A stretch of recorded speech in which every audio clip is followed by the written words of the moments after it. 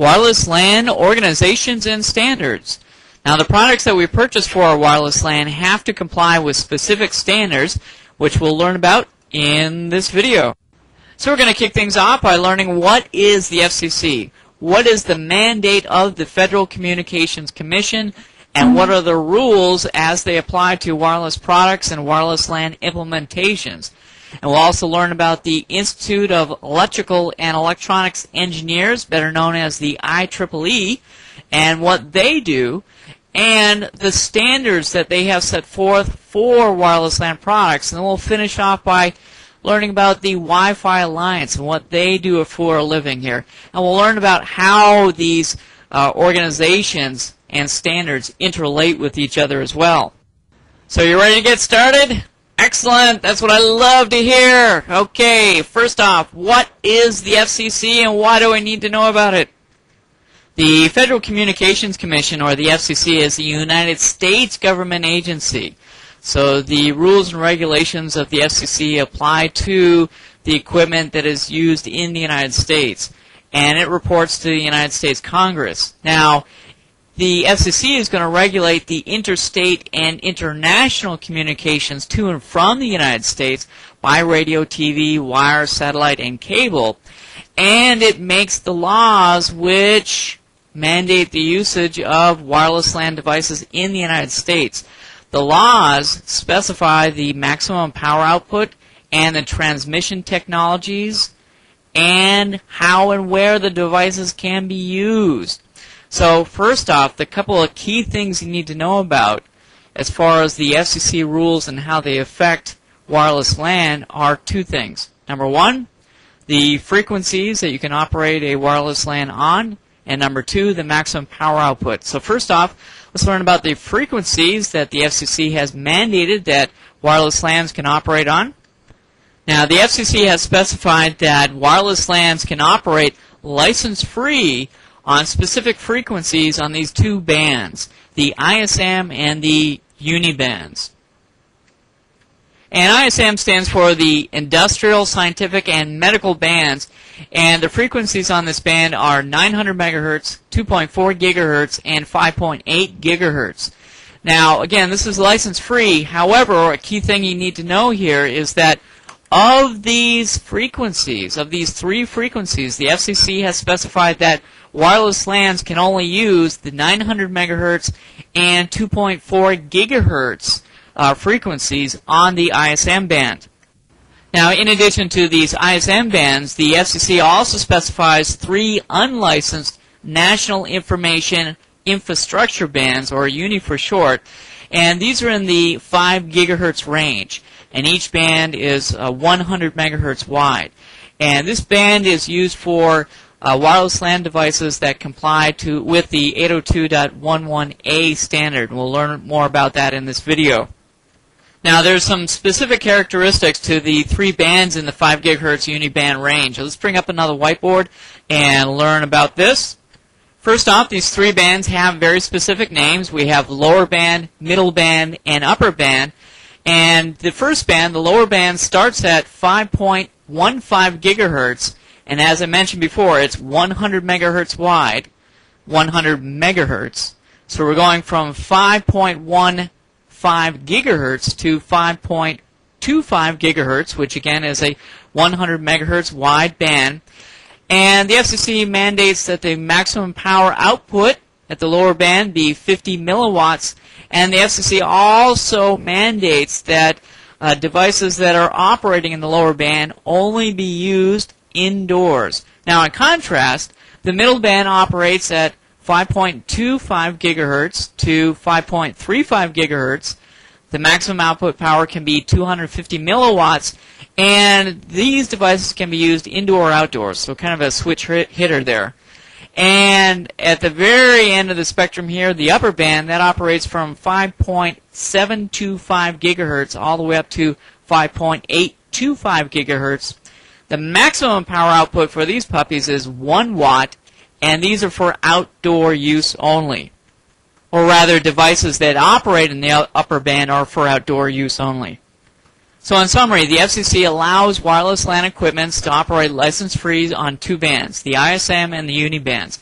However, on the ISM bands, wireless LAN equipment can only operate on 900 megahertz or 2.4 gigahertz.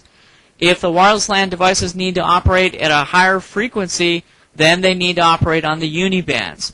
And there are 3 uni bands, as we just learned.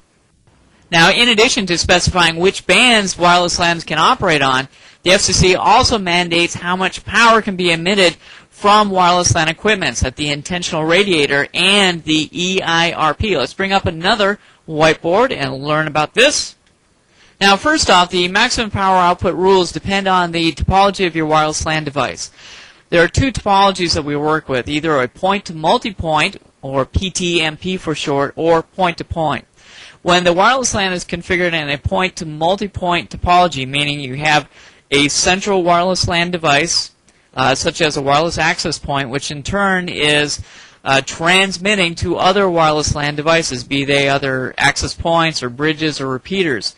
So you've got this one point configured in a star topology, and in that situation, the FCC has very specific rules.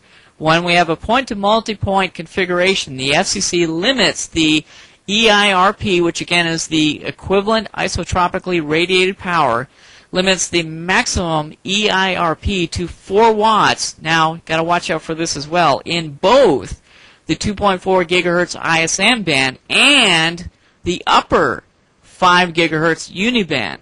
So remember, we have the lower, middle, and upper bands. So this specifies the upper 5 gigahertz uniband. Additionally, in a point-to-multipoint configuration, the FCC limits the maximum power output at the intentional radiator, which is the radio and all the cabling leading up to, but not including the, that's right, you got it, the antenna. So the maximum power output of the intentional radiator is limited to 1 watt in a point-to-multipoint configuration. And you also have to watch out for this point as well. The FCC considers the link to be a point-to-multipoint link whenever an omnidirectional antenna is used. So the thing you have to watch out for in a point-to-multipoint configuration is if you're using a high-gain antenna. Remember, for every 3 dBi, let me write this down, for every 3 dBi, so decibels relative to an isotropically radiated power source, such as the sun, going to double the power output. So if you're using a high gain antenna, you can easily go over these limits quite quickly here. So for example, if you were to use an antenna that's directly connected to the wireless access point that has a gain of 12 dBi, well, what's going to happen is that the total output power at the antenna is going to be 16 watts.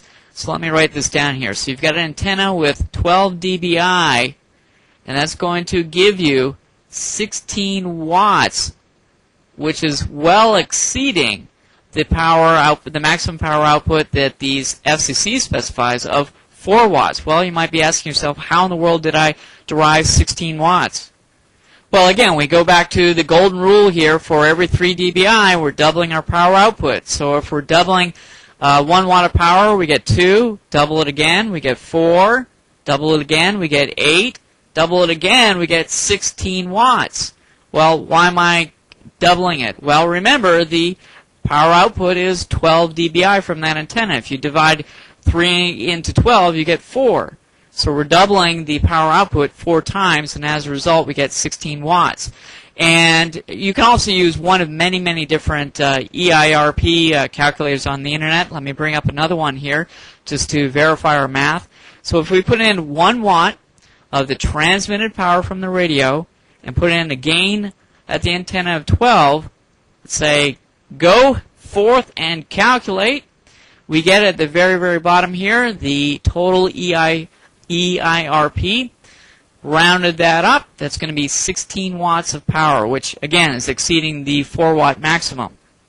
So if you find yourself in this situation where you've used a high gain antenna and as a result that exceeds the FCC's mandated maximum amount of 4 watts of EIRP, well, the FCC also stipulates that you follow a golden rule for reducing the total EIRP. Let's bring up another whiteboard and learn about that, which stipulates that for each 3 dBi above the antenna's initial gain of 6 dBi, so 6 dBi is our starting point, then the power at the intentional radiator must be reduced by 3 dB below the initial 1 watt. So again, the 1 watt is the total maximum power that you can have at the intentional radiator. So in our example where we have an antenna with 12 dBi of gain, well, what's happened here is that we have exceeded this initial amount of 6 by 6. So because we've exceeded that by 6, it's saying, hey, for each 3 dBi above this initial amount, we're going to have to reduce that by 3 dB. So we've exceeded that by 6, which is 3 plus 3. We're going to also have to reduce this by 6 dB as well in order to be within the FCC mandated power guideline. So continuing, if you remember, 1 watt is the equivalent of 30 dBm. So we've got 30 dBm, so it's the maximum amount of power at the intentional radiator. And if we were to reduce that by the required amount right here of 6 dB, that will give us the result of 24 dBm. And we can convert this amount to find out how much power output that would be by using a handy-dandy calculator that I have right here. So the power ratio is 24 dBm. We'll click on that calculate button, and it gives us the result of 251.19 milliwatts at the intentional radiator, which puts us within the FCC specifications. However, we also need to know whether or not the total power for the EIRP is at 4 watts, above 4 watts, below 4 watts, and we can figure that out by bringing up another website right here. So in our example, when we had subtracted 6 dBm from 30 dBm, that gave us the result of 24. We have the antenna gain of 12, which gives us a total of 36 dBm, which equates to 4 watts. So we're within the specifications for the intentional radiator and the maximum power output for the EIRP. So again, in summary, in a point-to-multipoint environment, in order to abide by the FCC specifications, you need to ensure that the power at the antenna, meaning the intentional radiator, is 1 watt or less, and that the maximum amount of EIRP is 4 watts or less. And as you can imagine, the FCC also has maximum power output rules regarding point-to-point connections. Let's bring up a whiteboard and learn about that. So when there's a point-to-point configuration where there's a single directional transmitting and receiving antenna, as you might have in a building-to-building wireless connection, then in that situation the FCC allows for a sliding scale for the power limit. However, the power limit at the intentional radiator always has to be 1 watt or less. But where things start to slide is the maximum power of the EIRP. That can actually go up as the gain of the antenna increases. So again, the FCC has mandated that the power at the intentional radiator never exceed 1 watt. However, if we put a high gain antenna on this radio, it's going to exceed 1 watt. Well, we're going to have to reduce the power at the intentional radiator by a specific amount by using a point-to-point golden rule. Let's bring up another whiteboard and learn about this rule, which states for every 3 dBi above the initial 6 dBi of antenna gain, the power of the intentional radiator must be reduced only by 1 dB from the initial 1 watt at the intentional radiator. So this means that as the antenna gain goes up, you decrease the transmitter power by a smaller amount in contrast to a point-to-multipoint configuration. So remember, in a point-to-multipoint configuration, we're reducing the power by 3 dB for every 3 dBi of antenna gain above the 6 dBi. Now, in this case, as a result of all this, the FCC allows the EIRP greater than 4 watts for antennas having gains that are greater than 6 dBi. So the hard and fast rule is, in a point-to-point configuration, the intentional radiator cannot exceed 1 watt. However, the maximum power output of EIRP can increase beyond 4 watts. So in this example, if we attach an antenna with 12 with a gain of 12 dBi, that means we would have to reduce the power at the intentional radiator only by 2 dB. So again, we're reducing it only by 1 for every 3 dBi above the initial 6 dBi. So if we're reducing it by 2 dB and 1 watt converts to 30 dB, that means that the power at the intentional radiator would only be 28 dB. So if we have the power at the intentional radiator as 28 dB plus the power at the antenna, that will give us a total EIRP of 40 dBm. So now let's bring up a conversion calculator to convert the 40 dBm to watts and see what that comes out as. So 40, convert 40 dBm to watts. That gives us a total of 10 watts of power at the EIRP, which is obviously above the 4 watt maximum for a point to multipoint configuration. So again, with a point-to-point configuration, the power at the intentional radiator must be 1 watt or less. However, as you see here, when we have an antenna that has gain above 6 dBi, the resulting EIRP can be higher than a point-to-multipoint configuration. So now let's bring up a conversion calculator and convert 40 dBm to watts to see what the equivalent of watts would be. So let's type in 40, convert 40 dBm to watts. So the end result is 10 watts of power. So this means that when we have an antenna with a gain of 12 dBi, that means that we're going to have to reduce the power at the intentional radiator to 28 dBm. But as a result, the power at the EIRP, meaning the power that is emitted from the antenna, is 10 watts. So you can certainly see that this is above the maximum power allowed for a point-to-multipoint configuration, which again was only 4 watts. So we have a sliding scale of the power at the EIRP when we have a point-to-point configuration. So again, the FCC mandates rules and regulations for which frequencies and which bands wireless LAN devices can transmit on, and the maximum amount of power that wireless LAN devices can use within the United States. However, the Institute of Electrical and Electronics Engineers creates standards within the laws created by the FCC. Let's bring up a whiteboard and learn about this. So again, the Institute of Electrical and Electronics Engineers, or better known as the IEEE, sets the standards for most of the IT or information technology devices used in the United States, but it is not a government body. The IEEE is comprised of over 365 members in over 150 countries. So it sets the standards for IT devices and in our context, wireless LAN devices, within the framework of the FCC mandates, rules, and regulations. But what you'll often find is that the standards set forth by the IEEE are actually more stringent than the FCC rules regarding the device that they're trying to set standards for. For example, wireless LAN devices. And the general public is able to access the documentation about all the standards that the IEEE has created standardizations for at their website, www.ieee.org. So now let's learn about the key IEEE standards that apply to wireless LAN products by bringing up another whiteboard. So it all started with 802.11, and the ratified standards, meaning the standards that are actually in use today, are 802.11, 11B, 11A, 11G, 11I, and 11N as the making of this video, at the time of the making of this video, has not yet been ratified. It's in draft form.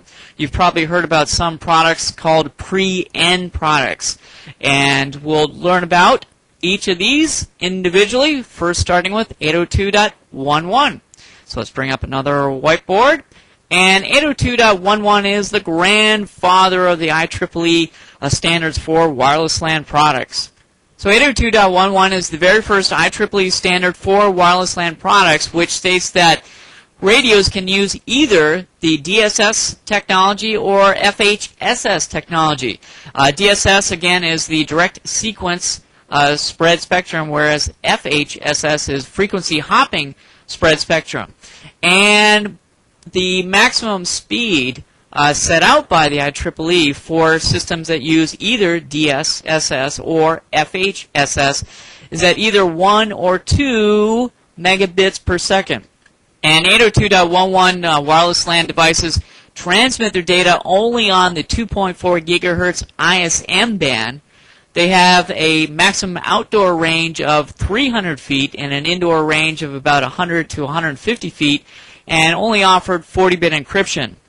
With the high expense and slow transfer rate of 802.11 products, wireless products really did not, wireless LAN products really did not take off very quickly. It wasn't until the next standard, 802.11b, that the wireless LAN really started to proliferate within companies. This standard specifies that the radios use DSSS systems as their transmitting technology. They are backward compatible with 802.11 wireless LAN devices. They can fall back to transmitting the data at 1-2 megabytes per second, but they can also transfer at a higher data rate of 5.5 and the highest of 11 megabits per second.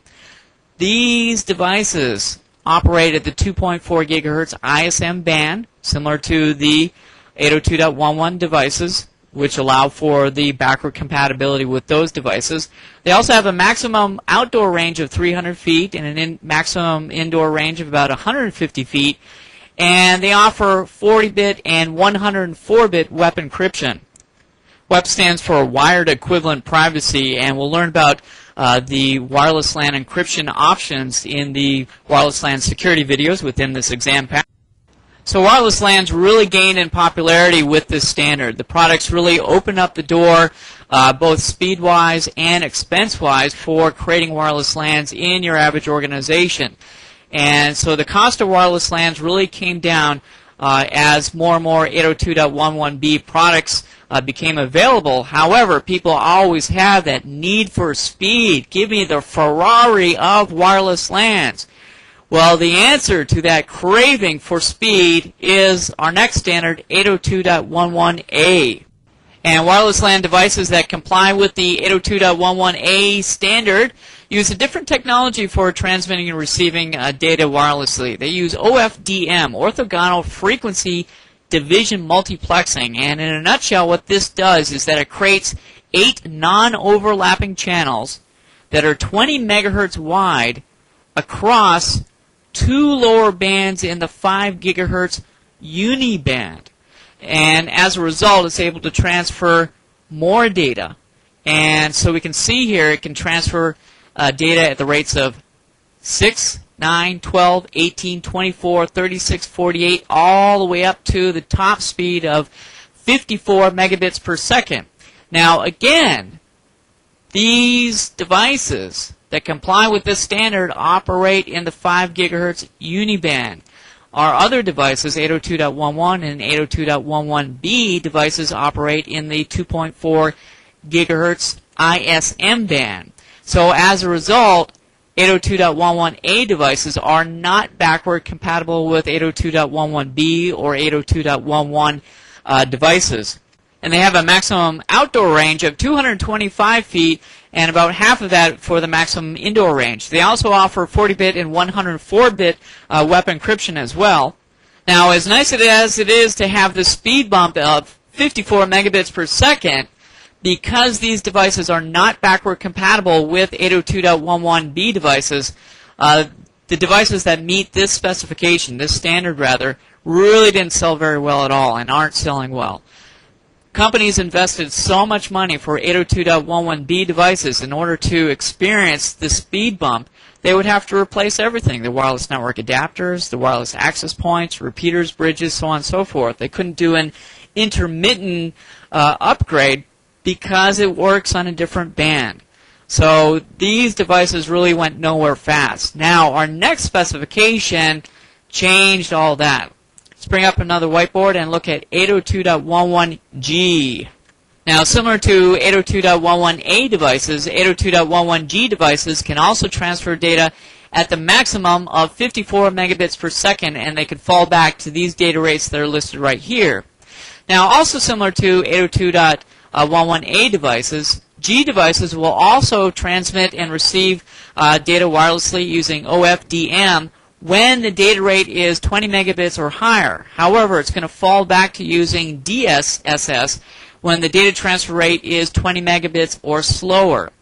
Now, another big thing about 802.11g devices is that they operate on the 2.4 gigahertz ISM band. And remember, 802.11b devices also operate on the 2.4 gigahertz ISM band.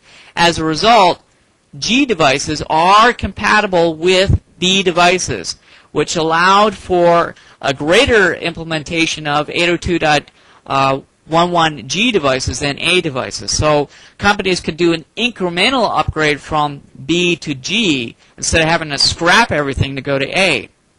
Now, G devices have a maximum indoor range of about 150 feet, maximum outdoor range of about 300 feet. They offer 40-bit and 104-bit web encryption, and they also offer WPA form of encryption, which stands for Wi-Fi Protected Access. And again, we'll learn more about these wireless security options in the wireless LAN security videos in this exam pack. Now, our next standard, 802.11i, doesn't offer a speed boost or any technology changes to the radio per se, but what it does offer is a security boost, if you will. So the IEEE 802.11i standard is really just a new security standard for wireless LAN products. And this new standard specifies that AES, or the Advanced Encryption Standard, be used to encrypt data that's being transferred on a wireless LAN. This is also referred to as WPA2, or Wi-Fi Protected Access. Now, as we'll learn about in the security videos, WEP is not a very good form of encrypting data on wireless LANs at all. It can be hacked pretty easily. So as a result, a lot of companies released Wi-Fi Protected Access, or WPA1, if you will, as an interim solution until the IEEE had ratified the 802.11i specification. WPA uses TKIP for encryption. TKIP stands for Temporal Key Integrity Protocol, whereas WPA2, or the encryption standard that's used within 802.11i, is Advanced Encryption Standard, or AES. So when you're looking at wireless access points and you're looking at the specifications for them and the sales literature and documents, you often see these two terms, WPA2 and 802.11i, bounced around and used synonymously. And they basically are. Products that are certified for WPA2 are based on the 802.11i specification, which again stipulates that AES be used for encryption on a wireless LAN. Now, the next wireless standard that the IEEE is working on but had not ratified it at the time of the making of this video is 802.11n. The standard is due out in late 2002, and it uses a new technology for sending and receiving data wirelessly called MIMO. MIMO. It stands for Multiple Input, Multiple Output. And this is using this technology, wireless LAN devices are able to send out data over 2 to 4 antennas versus a single antenna that's used by 802.11g devices and 802.11b devices. As a result, we've got greater range than 802.11g and B devices and much greater throughput than B and G devices. They're promising a throughput of 100 megabits per second or higher. Some companies are even stating that they might be able to have a throughput of up to 200 megabits, or 100 to 200 megabits as the maximum throughput for 802.11n devices. So hold on to your seat there. Things are going to get fast and furious pretty quickly. So those are the wireless standards as set out by the IEEE. Now, another organization that you need to know about is an organization that works in conjunction with the IEEE called the Wi-Fi Alliance. And what the Wi-Fi Alliance does day in and day out is to certify the interoperability of wireless LAN products based on the IEEE 802.11 specifications. So, when you purchase a wireless access point, for example, if it has the Wi-Fi logo on it, which is the seal of approval by the Wi-Fi Alliance that stipulates that it is interoperable with other wireless LAN products that meet the IEEE specification. So for example, if you purchase a wireless access point that is based on 802.11g, you get a 802.11g wireless access point and it has the Wi-Fi logo on it, and you get that from vendor A. And then you go out a couple of months later and you get another wireless access point that is 802.11g, but you get it from a different vendor. You get it from vendor B. However, it also has the Wi-Fi logo on it.